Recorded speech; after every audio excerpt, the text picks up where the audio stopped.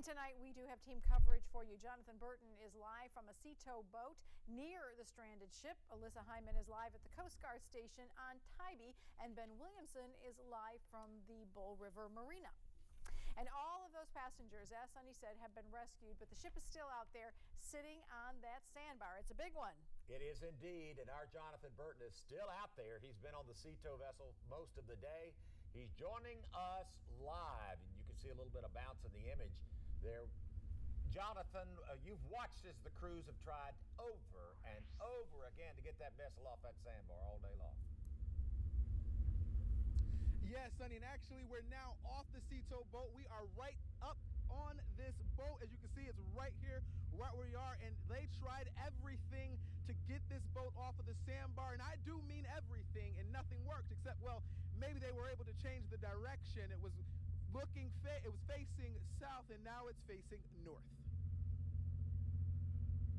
This has been one crazy maiden voyage for the Escapade casino boat.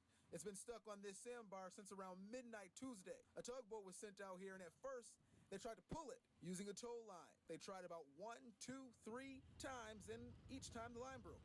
Then they used the tugboat to push it, and that looked like it was working, but the Escapade only changed directions.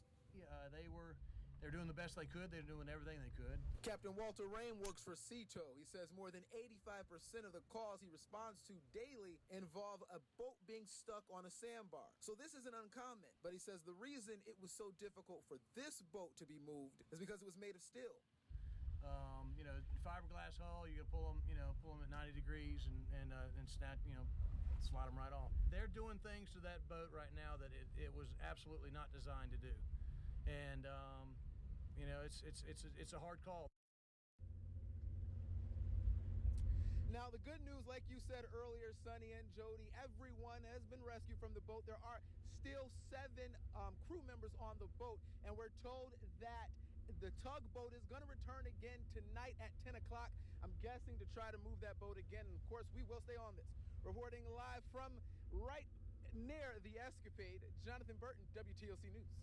I'm telling you, you just don't take a straight line from Tybee. All right, here's the timeline. At midnight, the boat got stranded out on the sandbar. At 9:45, the first rescue crews got out there. At 11:15, they hooked up a tow line. It broke. And 5 minutes later, hooked up another one. The boat kind of began to shift a little bit.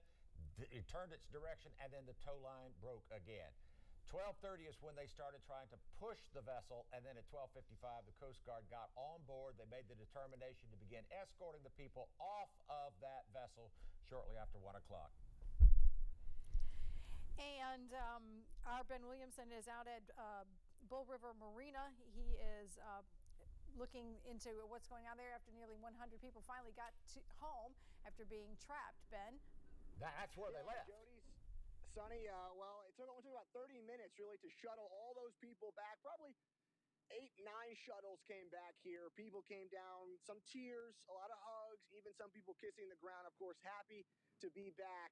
Not a great 24 hours. Now, we said everyone quickly, though, got off those cars saying they were hungry, they were hot, they got into their cars. This parking lot was packed. Obviously empty now. They've gone to get something to eat. They said, a lot of people told me that was the biggest problem, was the boat was not stocked with enough food because they were not prepared to be out that long. Now, I asked the security here at the Tradewinds Casino Cruise for some sort of comment. Was the captain going to make a comment? Any PR person? They said, nope, not tonight, not at this time. Possibly tomorrow morning when they come back out here and get their ducks in a row. So we'll look for that. I asked passengers here, I said, this is obviously the maiden voyage. Would you do something like this again? Well, like I said, I never at any time felt any danger. So with some reassurance that everything will be all right, I would venture to try it again. I even talked to the 4 people that were taken off by helicopter, and one of them said, absolutely, they'll try it again. They actually came out on top, so they had they gambled and came out on top, so they were in a good mood. Most people were just happy to be here, and we'll be following this. Like I said, I'll be out here until probably 11 when they try and get that boat once again, and we'll be updating you throughout the night. Guys, back to you. All right, Ben Williamson live right there on Wilmington Island. We are covering this thing from all aspects and digging somewhat deeper into the casino ship stranding. Don't lose sight of that fact. There are some specific rules on how that vessel is supposed to operate and where.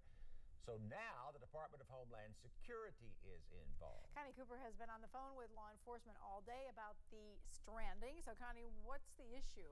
Well, federal law prohibits casino boat gambling less than 3 miles from shore in most states.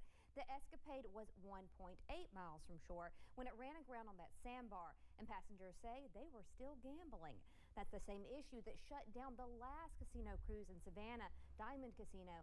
The owners of that cruise line federally indicted in 2012, charged with running an illegal gambling business by having games of chance less than 3 miles from the shores of Georgia and South Carolina. Folks on the escapade, that boat stranded last night, say they were gambling from the time the boat ran aground about 11:30 until 1:30. Some posting on Facebook early in the morning that they just won money. Today, I spoke with the Savannah office of the U.S. Department of Homeland Security. I alerted them to the escapade's nearshore gambling. Their agents seemed surprised and very interested. They asked lots of questions, but it's Homeland Security's policy not to confirm or deny whether they're investigating the matter. So all they're saying officially is that they have been alerted to it. I reached out to the owners of the escapade like Ben did, and like Ben, I got no comment. All right, thanks very much, Connie. What happened with the criminal case against the last boat, the Diamond Casino? Well, last year, the owners of that cruise line pleaded guilty to running an illegal gambling business. All right, thanks very much. Okay, we have one more. New at 6, we're hearing from some of the passengers who were stranded on that casino ship for more than 16 hours off the coast of Tybee. And our Alyssa Hyman joins us now at Coast Guard Station Tybee, which of course is on Cockspur Island, as the passengers return to shore. Showed us that live at 5. Alyssa, now here's the question. Is everybody, I'm talking about crew, is everybody off the escapade?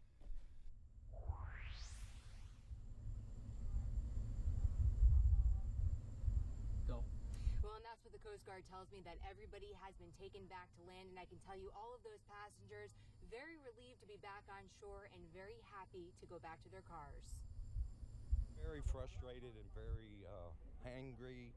Passengers irritated after a gambling night turned into a nightmare. Their casino boat stuck on a sandbar off the coast of Tybee. It was so uncomfortable on there. You could not stand on the boat with it being cocked to the side. There was nowhere to sleep. There's no pillows. You had to have a life jacket on at all times. It made it very uncomfortable and hot. The Coast Guard says they were notified around 1 in the morning, but attempts to free the 200-foot vessel failed. And 16 hours later, passengers and crew members were ferried to 2 Coast Guard vessels to be transported back to land. They did all they can. I mean, what else can you expect? I mean, really. I mean, the experience wasn't bad until, you just think about as far as being delayed and like having to, miss work or whatever. Other than that, the experience was kind of enjoyable. And it's clear that everyone was happy to be back. Dude, I'm so glad to be back. Hungry, tired, and sweaty. Just ready to go home. Go. All right, and again, the passengers were shuttled from here back to their cars at the marina by the casino company. And again, the Coast Guard tells me that luckily no one was hurt. Reporting live from the Tybee Coast Guard Station, Alyssa Hyman, WTOC News. Thanks very much, Alyssa. As we've said, we have been following this story since it broke. There are several items on WTOC.com for you to look at, including viewer pictures, a closer look at the timeline of events, and all the information that we have been gathering about the situation. Now, new at 6, a hearing today in the corruption and gambling case against former Savannah Chatham Metropolitan Police Chief Willie Lovett. A federal judge ruled that Willie Lovett, however, did not have to attend this hearing, but his co-defendant in the gambling and extortion case did. You'll recall Kenny Blunt is charged with running an illegal gambling operation. Willie Lovett is accused in his position then as chief of protecting that operation. Blunt came down from Ohio for this hearing, which, by the way, was necessary because of a clerical error in the original indictment against Blunt and Lovett. The defendants had to re-enter their pleas. Lovett's lawyers put in motions trying to keep him from having to come to court today. Mr. Blount's in terrible health, as you can see, and it was very hard and actually a financial strain for him to actually make it here to Ohio. So it shows you that he's taking this very seriously. And Blunt entered a not guilty plea today, but his attorney said Kenny Blunt is cooperating with the government and has not yet decided whether or not he may change his plea to guilty. New at 6, did a Tattnall County man threaten the government or just speak out against it? His family says his military background, time in prison, and online comments combined to draw federal investigation. South Georgia Bureau Chief Dow Kennedy shows us why they think the case is unfair. Family of a Tatano County man held on federal charges say there is a big difference between criticizing the government on the internet and threatening violence. Prosecutors indicted Robert Beecher III for possession of firearms by a convicted felon. Daughter Jean Owens says her dad got on investigators' radar with posts on websites and by mistakenly joining a group critical of the government. He cut ties as soon as he found out what kind of people they were. He cut ties. She admits her dad served prison time but has stayed out of trouble since. She says agents found the guns in a house adjacent to where he lived and seized his computer. They arrested him on the firearms, hoping to get information on the search warrant to prove the domestic terrorists and the conspiracy. Jean says her dad may have blasted the government, but it was with words and nothing else. I guess they expected to get on that computer and find contacts and these illegal dealings and, stuff you see in the movies, basically. No word on when Beecher's case could go to trial, but if he's convicted, he could face up to 15 years in prison. In Reidsville, Dow Kennedy, WTOC News. Scammers could be trying to get your personal information using social media sites. We're going to show you what you need to look out for next.